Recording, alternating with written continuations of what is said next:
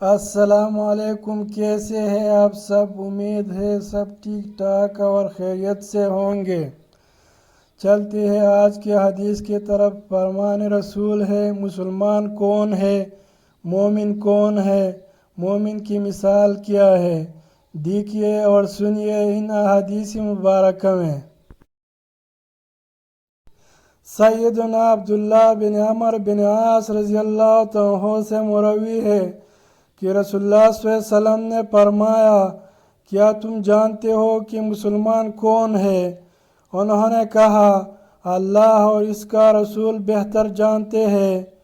آپ صلی اللہ علیہ وسلم نے فرمایا، وہ مسلمان ہے کہ جس کی زبان اور ہاتھ سے دوسرے مسلمان محفوظ رہے۔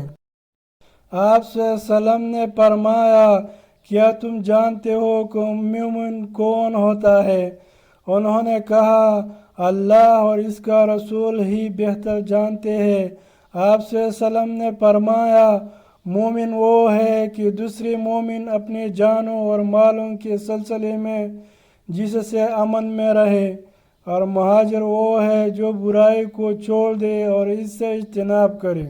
سیدنا عبداللہ بن عمرو بن عاص رضی اللہ عنہ سے مروی ہے کہ انہوں نے رسول اللہ صلی اللہ علیہ وسلم کو فرماتے ہوئے سنا، اس ذات کی قسم جس کے ہاتھ میں محمد صلی اللہ علیہ وسلم کی جان ہے، بے شک مومن کی مثال سونے کی ٹکڑی کی طرح ہے، جب مالک اسے بھٹی میں ڈال کر اس پر پھونک مارتا ہے تو نہ وہ تبدیل ہوتا ہے اور نہ کم ہوتا ہے۔ اس ذات کی قسم جس کے ہاتھ میں محمد صلی اللہ علیہ وسلم کی جان ہے، بے شک مومن کی مثال شہد کی مکھی کی طرح ہے، جو پھول جیسی پاکیزہ چیز کھاتی ہے، شہد جیسی پاکیزہ چیز نکالتی ہے، اور جب وہ کسی چیز پر بیٹھتی ہے تو وہ اسے نہ توڑتی ہے اور نہ خراب کرتی ہے۔